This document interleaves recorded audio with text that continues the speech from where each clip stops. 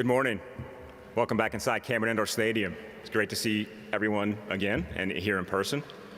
Before we get started, a couple reminders. Please turn off your cell phones, and we do ask that you observe the social distancing and COVID guidelines while on campus. So our run of show for today will start with remarks from Duke President Vincent Price, followed by remarks from Duke Vice President Director of Athletics Kevin White, and incoming Vice President and Director of Athletics Nina King, before we hear from the new men's basketball coach at Duke University, Jon Scheyer. So it's now my pleasure to introduce to you the President of Duke University, Vincent Price.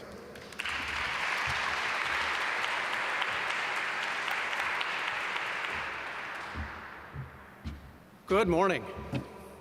I am thrilled to welcome Jon Scheyer as the next head coach of men's basketball at Duke University.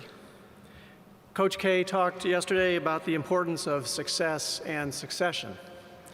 So when it came time to make that decision for Duke basketball, Kevin and Nina went through a thorough, thoughtful, and rigorous process that you'll hear more about in just a minute. And I could not be more enthusiastic about the outcome. Jon is not just committed to Duke's passion for excellence in athletics and academics. He's lived it. Jon has been a part of Duke University and the Duke basketball family for 15 years. He's been a student athlete, a team captain, a national championship player and coach, and for the last 3 years, the associate head coach to the greatest mentor in the game. There is no one better prepared or more committed to carry on Coach K's legacy and to drive the continued eminence of our basketball program and our university than Jon Scheyer. Jon, his wife Marcelle, daughter Noah, and son Jet have grown up as Blue Devils. Jon represents the next generation of leadership in Duke athletics, and I know our students, faculty, and staff, and alumni in the millions of Duke basketball fans worldwide cannot wait to be a part of this. You know, we've been spending a lot of time in Cameron these past few weeks for ceremonies and announcements. And I trust that the next time we are all together here in Cameron, there will be face paint and not face masks, and we'll be jumping up and down together and not 6 feet apart for Coach K's spectacular last season and the start of a new era of excellence under our head coach, Jon Scheyer.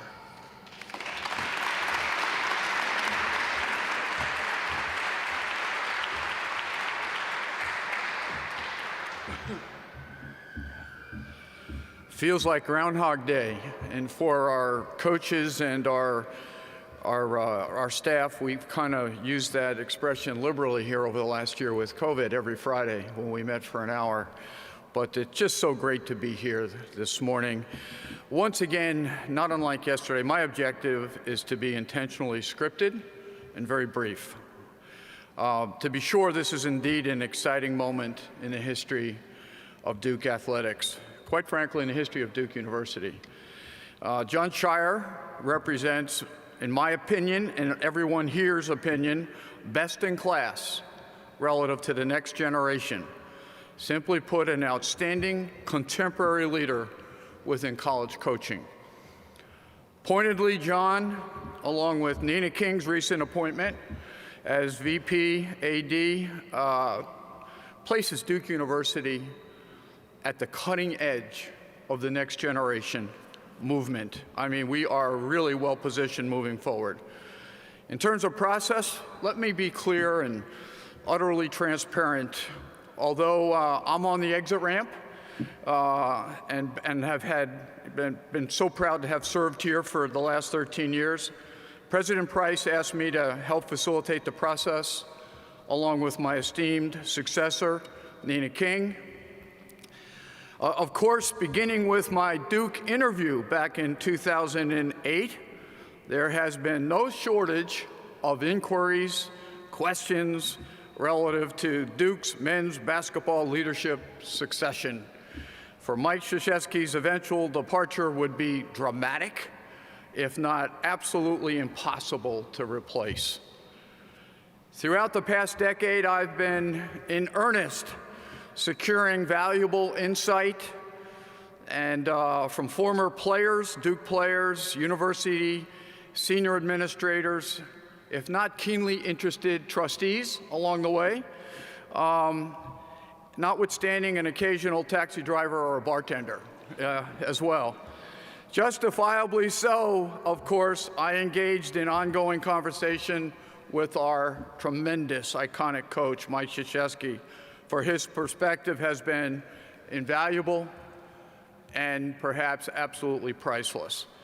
To that end, I might characterize all of these ongoing conversations as what I call pre-procurement activity, for we have long been studying the marketplace and placing a real premium on Duke family members first and foremost.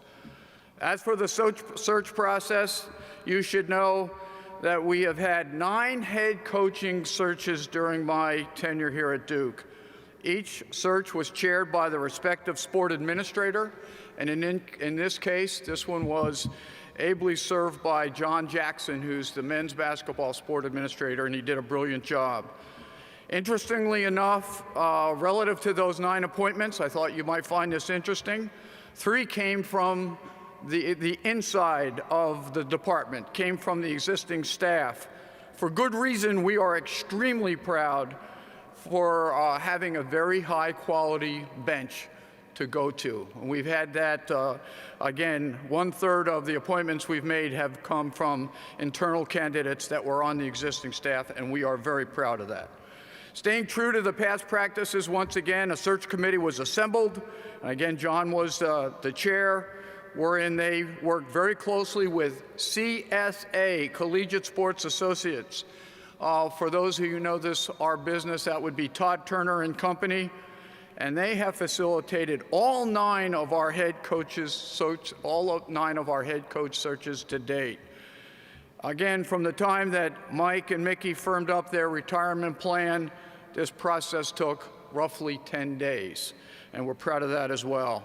At the end of the day, Jon Scheyer literally won the job. John, you won the job, and we're just so darn proud of that.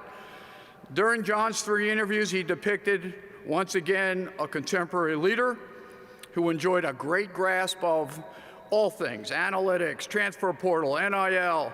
Notwithstanding, John has an unparalleled sense of both the current and futuristic, highly competitive recruiting game and/or all the strategies. Lastly, unequivocally, John has a phenomenal relationship with the players, some of which are here, and some former players as well. For within this ever-evolving landscape, it's never been more important, if not absolutely critical, to have those kinds of relationships in place. Given all of that, John and Marcel, as well as the entire Scheyer family who are here proudly and should be, I'm just so darn proud, John, and I've said to you 3 or 4 times, the fact that you won the job, and you did it intellectually, emotionally, and passionately. I'm just really proud. Of course, from now until April 2022, John will continue to serve as Coach Krzyzewski's very, very strong associate head coach. I would argue maybe the associate head coach, best associate head coach in the country before embarking on this next chapter as the 20th head men's basketball coach in Duke history. Again, congratulations to John. Nina, next play. It's all you.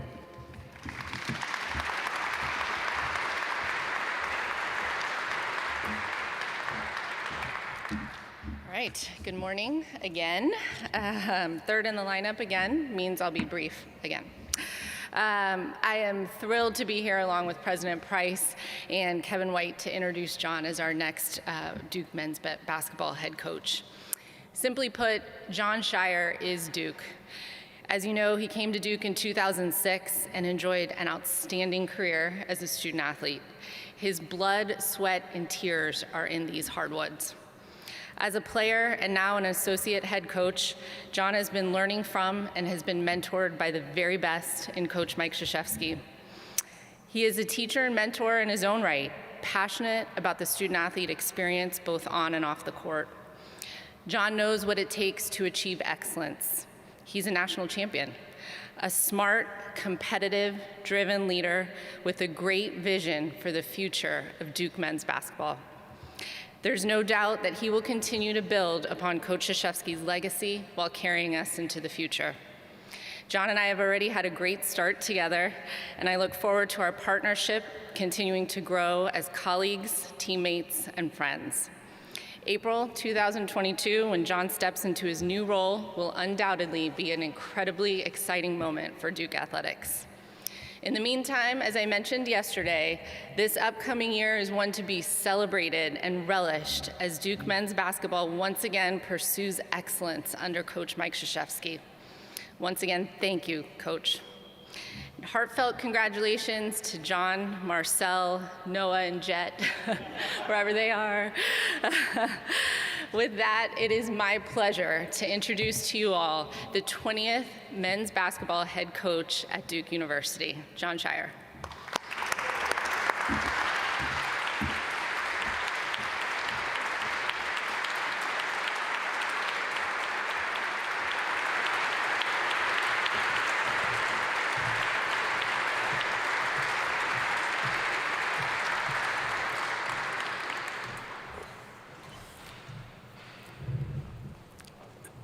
So I don't want to break any tradition yet.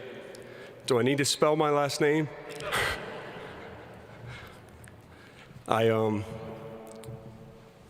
This is incredibly exciting. President Price, Kevin, Nina, thank you so much for this incredible opportunity. You know, Coach talked yesterday about the power of belief, and I won't take a moment for granted the belief that you've put in me. I am incredibly grateful and so thankful for this opportunity. This has been an indescribable 48 hours for me. It's been surreal. The amount of messages, texts, calls. It's a pretty cool moment. But all the messages, friends, family, former players, some who I haven't heard from in a while, which is terrific. And it's a reminder that I'm not up here alone today. You know, I'm incredibly thankful for all the people along the way who have supported and helped me on my journey to get to this point.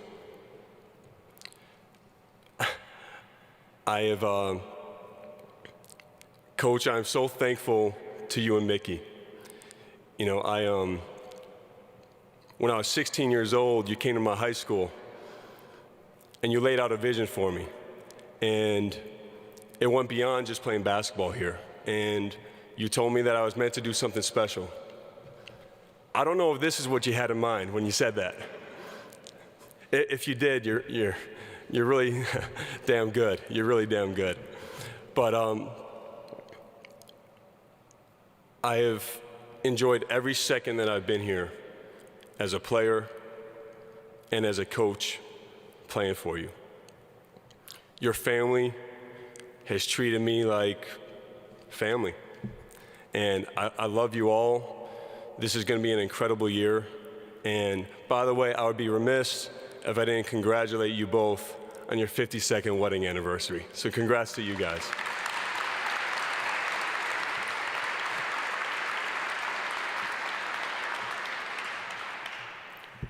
But you did put your belief in me, put your belief in those guys over there as well. Even when we lost 4 in a row, my freshman year. Twice, by the way, which you mentioned the dark moments you had yesterday at times. I think you were referring to my freshman year. I felt responsible for that. But not many coaches would tell their team that they were going to win a national championship in the midst of a 4-game losing streak, and you did that. You spoke, we listened, we believed in you immediately, and we did amazing things together. Obviously, winning the national championship is a part of that.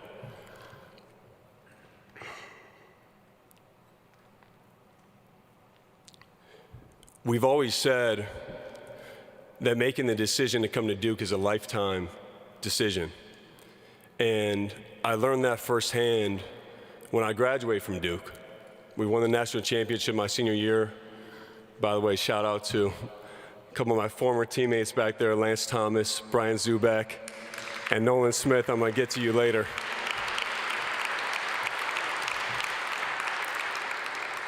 Obviously, Gerald Henderson as well. That's my guy right there. I didn't see you back there. Well, yeah, we can give it up for G2. But we won the national championship, and that summer I was playing for the Miami Heat in Summer League. And LeBron James and Dwayne Wade probably do not know this, but I was planning on being their teammate that fall. And then the second game of Summer League, I had an injury to my eye. And instead of being teammates with LeBron, I was looking at life a little bit differently. And doctors were telling me that I may never play basketball again because the permanent vision loss that I had in my right eye. And I remember calling Coach.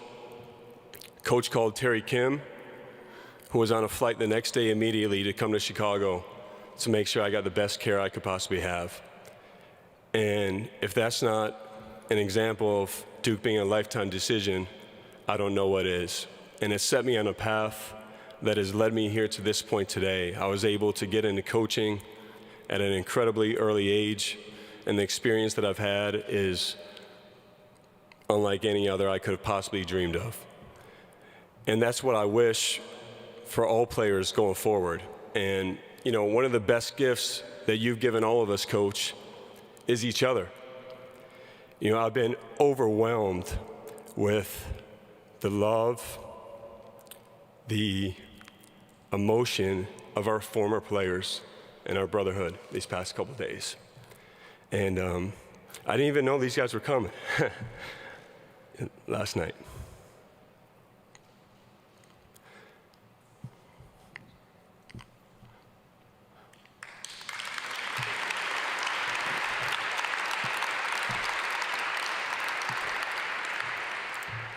I know the things that I'm saying about Coach, I can speak on behalf of all of our former players. We have an incredible pride in this program, in the blood, sweat, and tears that Nina mentioned that all of us have put into this.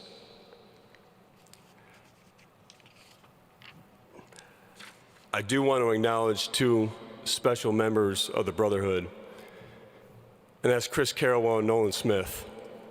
Not only were both of them incredible players here, but I've been lucky to know them as great friends, incredible coaches, and I know all three of us cannot wait to make this last year for Coach an incredible one. I appreciate you both, big time.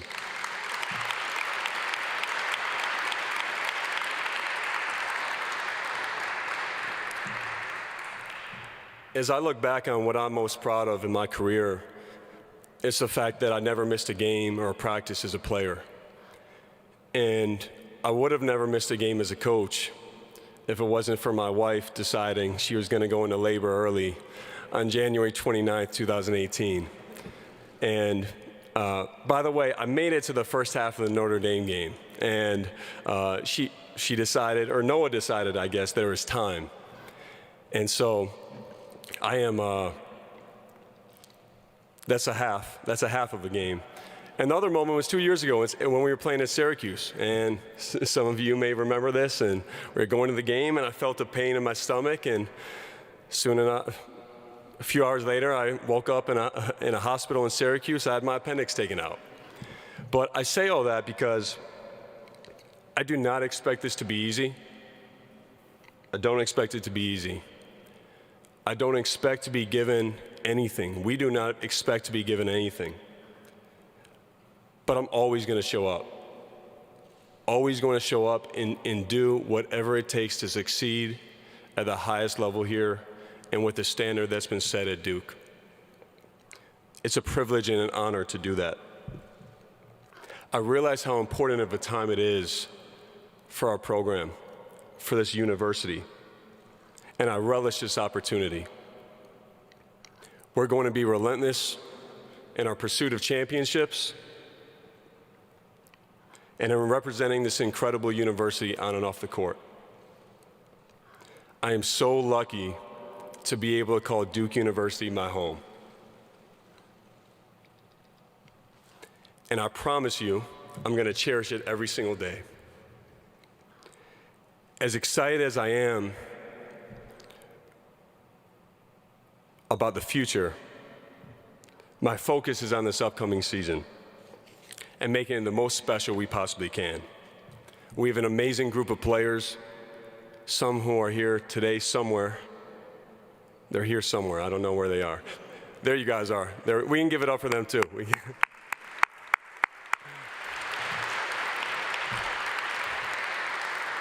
I feel like they were dressed up a little bit more for coaches yesterday. I think they realize he controls the playing time still. But I appreciate you guys being here.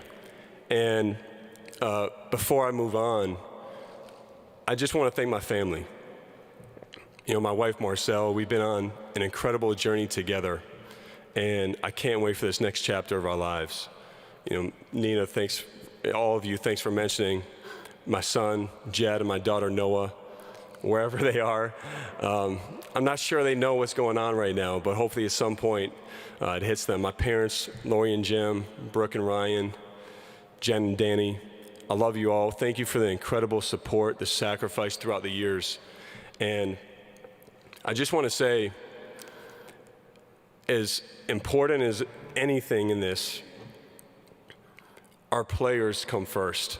You know, I am so proud of these guys back here. I'm proud of all of the players that have come through here in my last 8 years, the relationships, the moments. I think of, you know, Coach has talked about this, and it's true. You mentioned Joey Baker or Wendell Moore, and immediately moments pop in my head. A lot of you can probably guess what moments do, but it's also the moments off the court. And so I'm looking forward to the future, but my main purpose and goal right now is to be the best assistant coach I possibly can and to have an amazing year this year. So thank you all for being here, and I'm excited, and I hope you can tell how passionate I am about Duke, about this place. I'm looking forward to answering any questions. Thank you.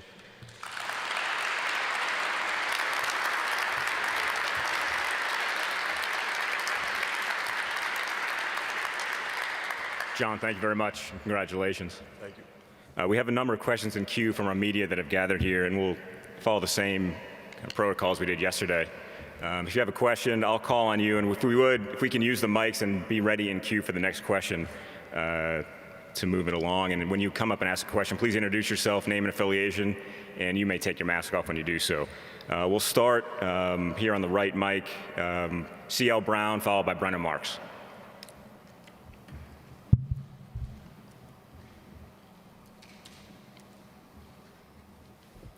Hi, Jon. I'm going to ask you this question with Coach K standing behind me, so you have to let me know if he runs up on me. But have you thought a lot about what it's going to be like to have him still present here as you are the head coach, and just, you know, how much you may ask his advice, or, you know, we talk about the shadow that his legacy is cast. I mean, will that also be a shadow in terms of how you manage the team? Well, it's no secret the amazing success that Coach has had here, and following him is incredible because of the foundation that's been laid. I know there's going to be expectations that come with that, and I think I knew that beforehand. I especially knew that after Jay Bilas said it's the hardest job in the history of sport. So I appreciate Jay saying that. One of the best advice that Coach has ever given me, and I remember the exact moment actually. We were out to dinner. It's a long day of recruiting after Peach Jam, and we were just talking about life, about everything. And he shared some advice that he was given when he was young. And that was just to follow my instincts fully. And that's what I'm going to do. I'm going to follow my instincts. I'm secure in who I am. Coach K is one of one. He's one of a kind. And I would be unsuccessful if I tried to be him. Nobody can be Coach K. Now, with that said, I'm not stupid. If there's if there's something that I can go to him and talk to about, I have the best resource in the history of college basketball that I could ever have. I'm going to go to him. Our relationship stands on its own. So I feel excited about it. I think it's an incredible advantage. I think it's an amazing thing for the university to have him here. And I'm frankly not worried about that at all. Go Brennan, and then we'll go Jake Piazza.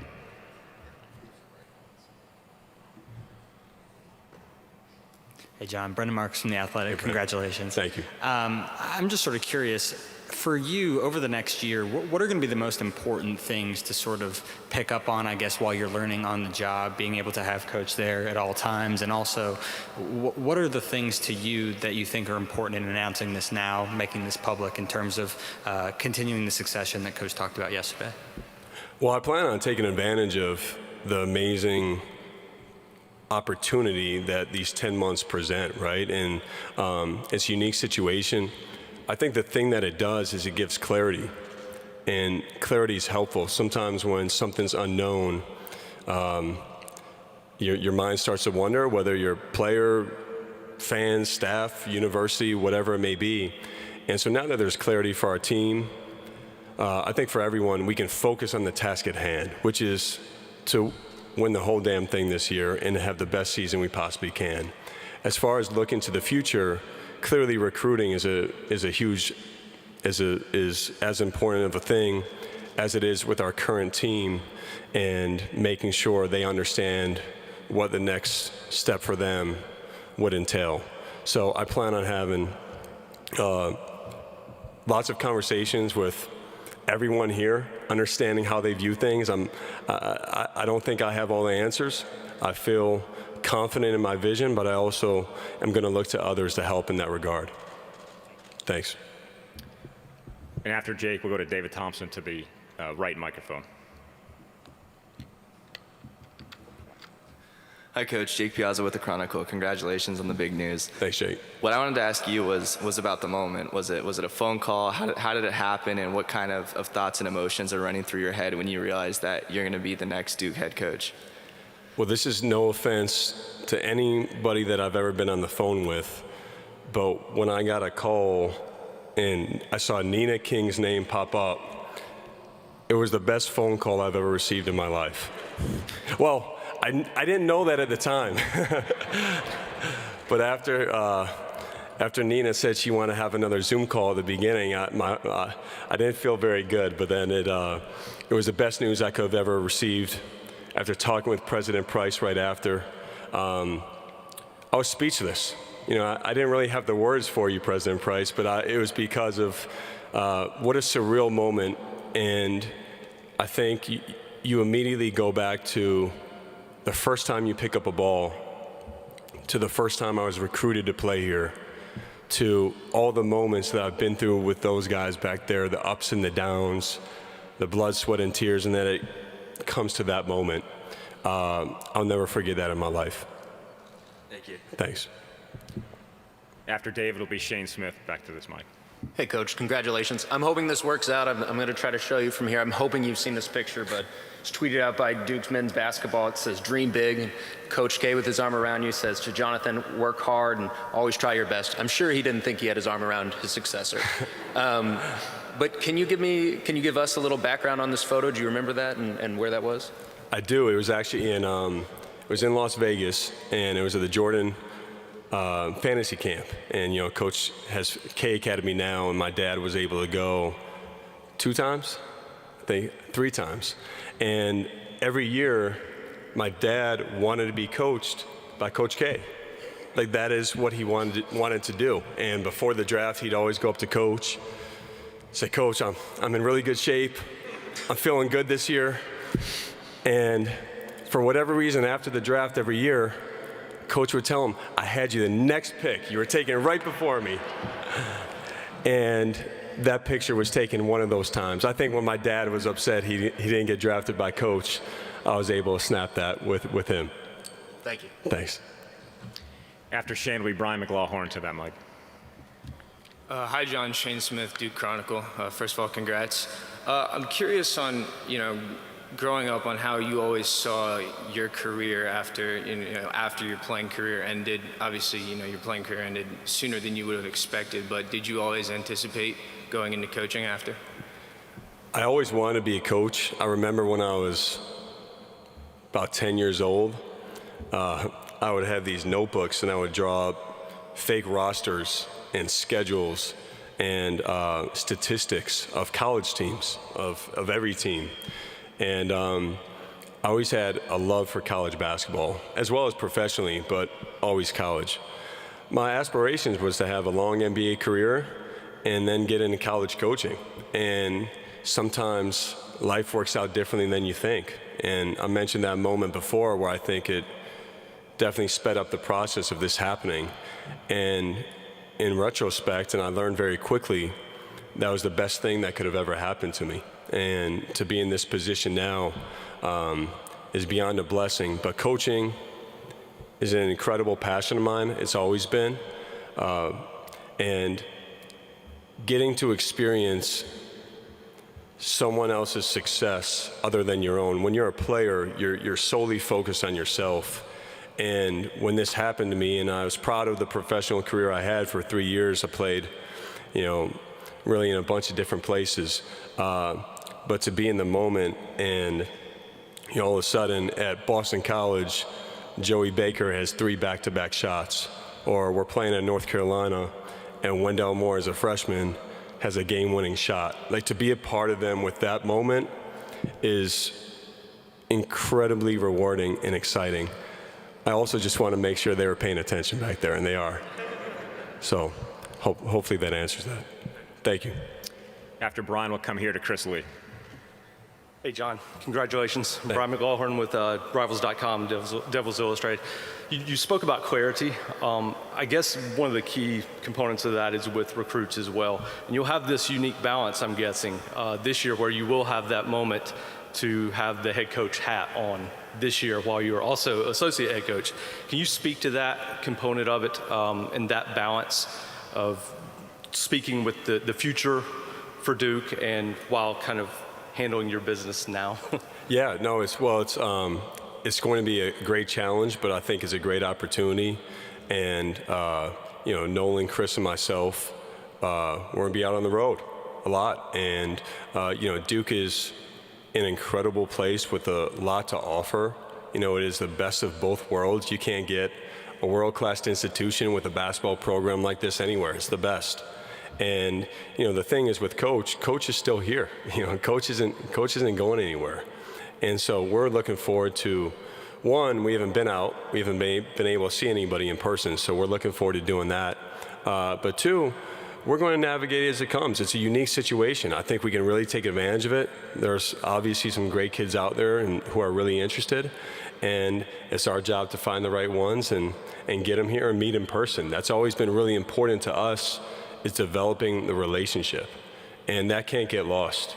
It still is about relationships, developing trust, and the belief that not only that we have in players, but that they have in us. Thank you. After Chris, we'll go Mark Watson. Congratulations, John. Thank you. Chris Lee from WRAL. I wanted to ask, I know you've talked a lot about what Coach K has meant to you off the court and the different lessons you've learned from him there, but while you've sat on the sidelines with him, what is a moment that you think of, maybe an in-game adjustment or a call he's made that kind of blew your mind, that was like a huge lesson for you, that you've kind of taken and put in those mental notes that you'll take with you moving forward on how to adjust in-game? I think the thing that you can't just pick up from watching Coach on TV or from afar is his feel that he has in huddles. I could point to many different times. I'll just take one example, the 14-15 season, we're playing North Carolina at home, and we're down by 7 with a minute and a half to go. And he pulled in all of our players. He said, "We're going to win this game." And he can only speak for himself. I don't think he would say that if he didn't believe it. Like, he doesn't say that every time we're down 7. But something told him in that moment, we're going to win this game. if we do X, Y, and Z. And he laid it out, players believe, and we went out, tied, we ended up tying the game. Tyus Jones had 7 points right at the end of regulation, and we won in overtime. But that's an example of just the feel. I give you one X and O's, which is probably one of the more hectic situations we've been a part of since I've been here. But it's when Cam Reddish hit a game-winning 3 down in Florida State, which I'm sure some of you remember that game. And it was a crazy sequence where we called a timeout. Coach drew up about 3 different plays because there was stoppage to check the clock. Leonard Hamilton called a timeout. There might have been one more. And on the third and final play, he said, all right, here's what's going to happen. And literally what he said was going to happen. Cam is going to come around, find him. They're going to go right to RJ. And Cam ended up with a wide open 3. And obviously you have to make the shot still. But those are the special moments that have been fun to watch. Mark Watson and then Bridget Condon. Mark Watson, Blue Nation. Congratulations. I've known you for a while, covered you on the recruiting trail as a player, coach. I wondered if you could talk about the continuity of this hire. I mean, this familiarity, you're going to be coming along with Nina. You're going to have a lot of good support around you, but more so about Nolan, how you two have been together so long, and how that's going to help you just knowing these guys and having them in place from day one. And I'm going to sit down for that. Okay. Well, first of all, I think it's an amazing opportunity with Nina and myself. We've had many conversations. The fact of the timing of this, with 2 weeks ago, a little over 2 weeks ago, and now with the timing of me being hired to grow together. And, Coach is up from day one. Literally, the first year I came back, Coach had the most important relationship, two most important relationships were with your athletic director and with your president. And I've seen the way Coach interacts, and that relationship with Nina, relationship with President Price is incredibly important to me. And I plan on doing everything I can to make sure I follow their lead, I follow their direction, and our program is going to represent what they want it to be.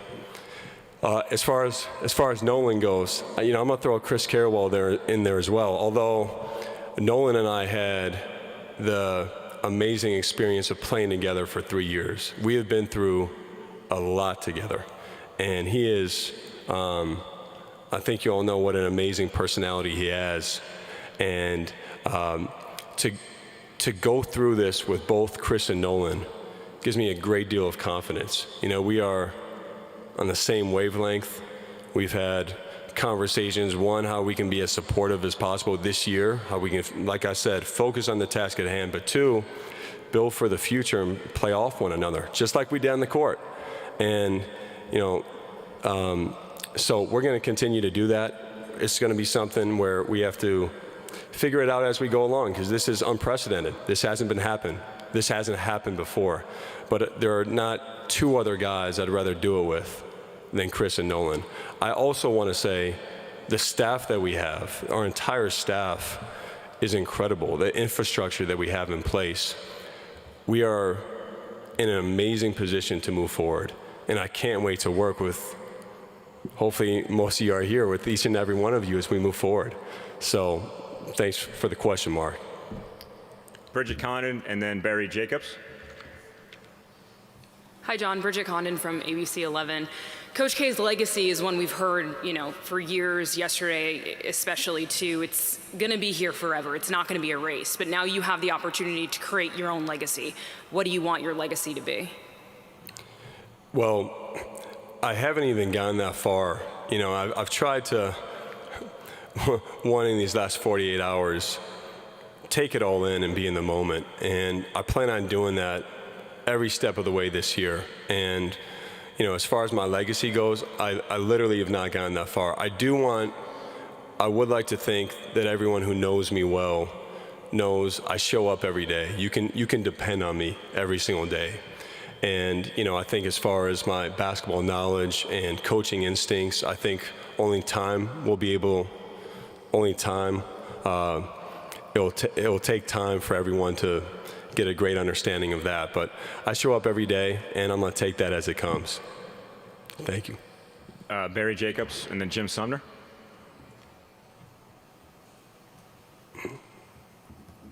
Congratulations again today, John. Thank you, Barry. Sure. People love to predict the future, even though they can rarely get it right. And one of the things they use is precedent.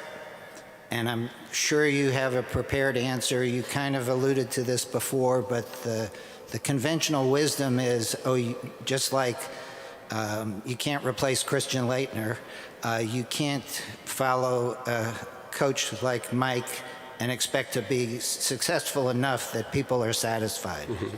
So what is you'll be asked this many times, what is your answer starting off? Well, I know my history. I understand I've been told many times in the last 48 hours, by the way, that you're not supposed to be the guy that follows the guy. You're supposed to be the guy that follows the guy that follows the guy. And with that said, I'm not afraid of it. This is an incredibly unique situation. Coach did mention it yesterday. This is one of one in terms of a succession and how this is going to work. I think it's built for success. The thing I'm not going to allow or pay attention to is what other people consider success. I feel as long as I'm on the same page with my president, my athletic director, our team, our staff, our coaching staff, that's what's important to me. And I'm anxious for the opportunity to show what we can do, of course, but I'm not going to pay attention to the outside noise, the expectations. I understand that comes with this job. I'm not running from it, not hiding from it, but I realize that's a part of it.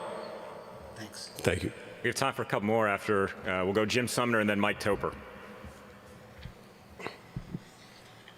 Hey, John, again, congratulations. I'm getting tired of hearing that, but congratulations. Thank you. I want to kind of ask you to follow up on something that Kevin alluded to earlier. The word continuity was thrown out a lot yesterday, continuity of culture, continuity of excellence.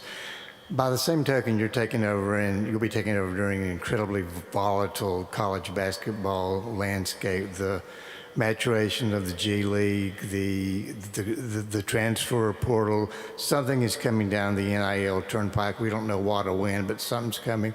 The NBA might be changing their CBA. How do you balance the imperatives of keeping the things that have made Duke so good over the decades while being nimble enough to adapt to this changing landscape? Well, we've been fortunate to have to adapt throughout the time that I've been here, and obviously this is a time where it's changing more than ever. I think it's changing for the better. It's a great time for our players. I think Duke and I think our program is in the best position to move forward in this new landscape with NIL, with the competing leagues like you had mentioned, the professional leagues. It's great to have those options for kids. It's great. The right kids will still want to come to Duke, and I feel confident in that. And, Nolan, Chris, and I have talked about it. We've talked about it with Coach. Building a team where we have a balance with stability, with older players, that's been a great recipe for us, as well as really talented players who may go on to do amazing things sooner. So the balance is what we're looking for, but Duke is in an amazing position. I feel we're in an amazing position to move forward successfully. All right, last question to Mike Toper.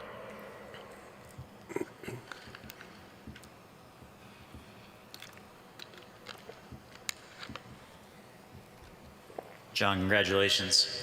You talked a little bit about recruiting, and my question is, as a first-time head coach, what will be your strategy to attracting recruits to Duke, and again, in a role as the head coach, can you describe how helpful it might be to have former Duke players kind of making up the staff in that regard?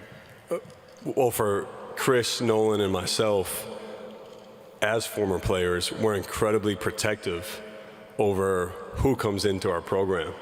And, we've walked it, we've been here from multiple perspectives. So I think it brings a level of credibility. we know the pressure, we know the expectations, and in some ways that can even go up. But I think it's an amazing opportunity. Like I said, coach is still here as well, so you get the best of both worlds. The thing that I know I don't have the luxury to show or to prove is, here's who I am as a head coach this year. Although I think it boils down to trust and belief. I think all relationships do. At some point, I know people had to put their trust and belief in coach before he was able to prove what he could do. So I look forward to earning that trust, and I know Nolan and Chris do as well. Thank you. Jon, thank you very much. Thank you. Can I just say before we go, I see Coach Lawson and his staff up here, and congratulations on making it to the Olympics. We'll all be rooting for you. Thank you all for being here. I know baseball, right, is about to, not tee off, not tip off, but they're about to play, and excited and rooting for them. So thank you so much for being here. Thank you.